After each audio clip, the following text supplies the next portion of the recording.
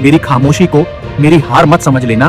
मैं वो दरिया हूँ जो वक्त आने पर सैलाब बनता है। राणा जी, आप बीजेपी से इतना डरते क्यों? मोदी के खिलाफ आवाज नहीं निकालते हो। गुजरात में पार्टी के कार्यकर्ताओं को पीटा जाता है, मारा जाता है, उस पर नहीं। जो डर गया समझो मर गया। कि आप कहाँ से चले थे और कहाँ आ गए। तुम डर गए हो राघव। बीजेपी ने आखिर तुम्हारी कौन सी फाइल रख ली है? देश में इलेक्शन कमीशन का मिसयूज किया जा रहा था।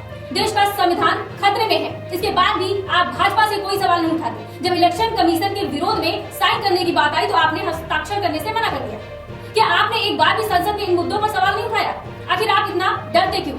ये शब्द मेरे नहीं है, बल्कि अतिशी मरलीना के इन शब्दों के साथ राघव चड्ढा पर सवालों की बौछार करें। राणा जी, आप बीजेपी से इतना डरते क्यों? आखिर राघव चड्ढा को किसका डर सता रहा है? क्या राघव चड्ढा ने बीजेपी के सामने सरेंडर कर दिया है? और सबसे बड़ा सवाल कि क्या केजरीवाल के सबसे भरोसेमंद सिपाही ने अपनी वफादारी बदल ली है?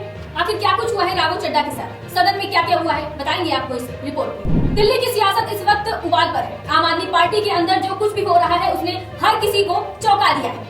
जिस नेता को कल तक पार्टी का सबसे मजबूत चेहरा माना जा रहा था, आज वही अपने ही घर में घिरा हुआ नजर आ रहा है। बात हो रही है राघव चड्ढा की, जिन्हें अपनी ही पार्टी ने ऐसे कटघरे में खड़ा कर दिया है जिसकी शायद उन्होंने खुद भी कल्पना नहीं की होगी। कल तक संसद में पार्टी की आवाज बुलंद करने वाले राघव चड्ढा को अचानक राज्यसभा में उपनेता पद से हटा दिया गया। इतना ही नहीं, उनके बोलने के अधिकार पर भी रोक लगा दी गई है। ये कदम सीधे तौर पर आम आदमी पार्टी की ओर से उठाया गया, जिससे राजनीतिक गलियारों में हलचल मच गई। अब सवाल उठता है कि आखिर ऐसा क्या हुआ? पार्टी ने अपने ही नेता के खिलाफ इतना बड़ा फैसला क्यों ले लिया? राघव चड्ढा ने इस पूरे विवाद पर अपनी चुप्पी तोड़ी और एक वीडियो जारी किया। इस वीडियो में उन्होंने साफ कहा है कि उन्हें जानबूझकर खामोश किया जा रहा है। उन्होंने कहा है कि वे हमेशा आम जनता के मुद्दे उठाए हैं, चाहे वो महंगाई हो, टेलीकॉम कंपनियां की मनमानी हो या मिडिल क्लास पर बढ़ता टैक्स का बोझ। राघव चड्ढा ने सवाल उठाया है कि क्या जनता की आवाज उठाना कोई गुनाह है?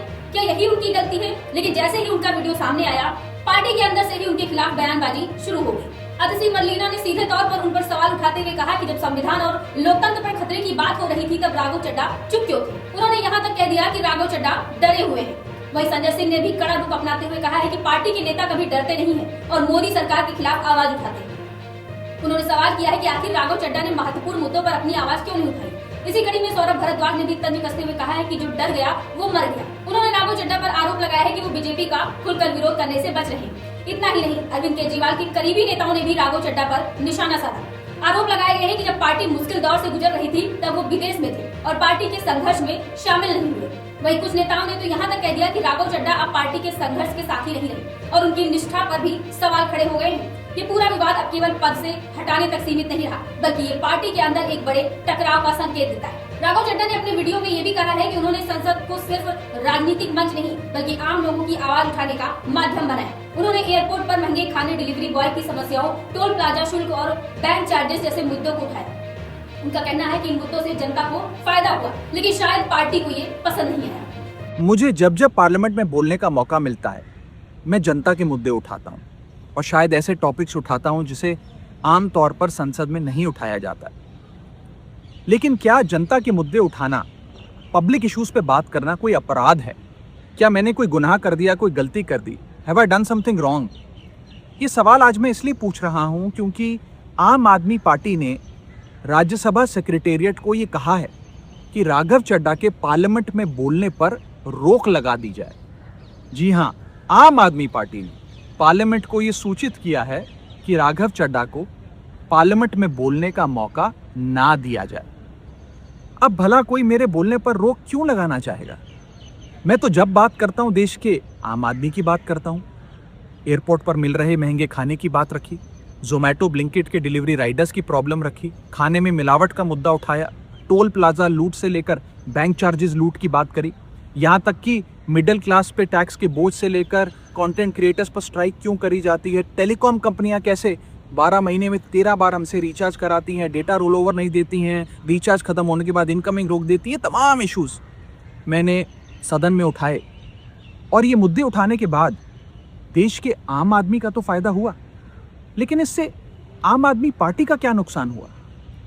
भला कोई मुझे बोलने से क्यों रोकना चाहेगा? कोई मेरी आवाज को क्यों बंद करना चाहेगा?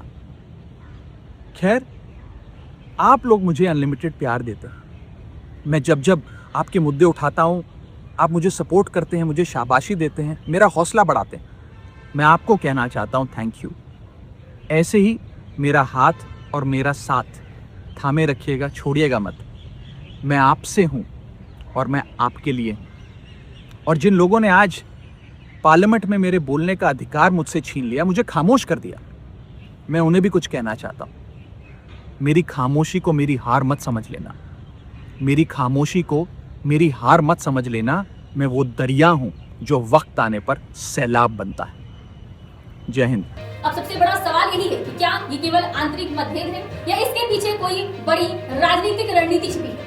क्या राघव चड्ढा पार्टी छोड़ने वाले हैं? क्या वो किसी दूसरे राजनीतिक दल खासकर बीजेपी की ओर रुख कर सकते हैं, या फिर ये पूरा मामला सिर्फ पार्टी के अंदर अनुशासन बनाए रखने की कोशिश है? फिलहाल इन सवालों के जवाब किसी के पास नहीं है, लेकिन इतना जरूर तय है कि इस घटनाक्रम ने आम आदमी पार्टी की एकजुटता पर सवाल खड़े कर दिए हैं। दिल्ली की राजनीति में ये घटनाक्रम आने वाले दिनों में बड़ा मोड़ ले सकता है, क्योंकि जब किसी पार्टी के अंदर ही इस तरह के टकराव सामने आते हैं तो उसका असर सिर्फ पार्टी पर ही नहीं बल्कि पूरे राजनीतिक माहौल पर पड़ता है। अब नजरें इस बात पर टिकी है कि आगे क्या होगा। क्या राघव चड्ढा अपनी लड़ाई जारी रखेंगे या फिर पार्टी कोई नया फैसला लेती है? ये सियासी कहानी अभी खत्म नहीं हुई है, बल्कि असली ड्रामा तो अब शुरू हुआ है। फिलहाल आपकी इस रिपोर्ट पर क्या राय है, हमें कमेंट बॉक्स में जरूर बताएं।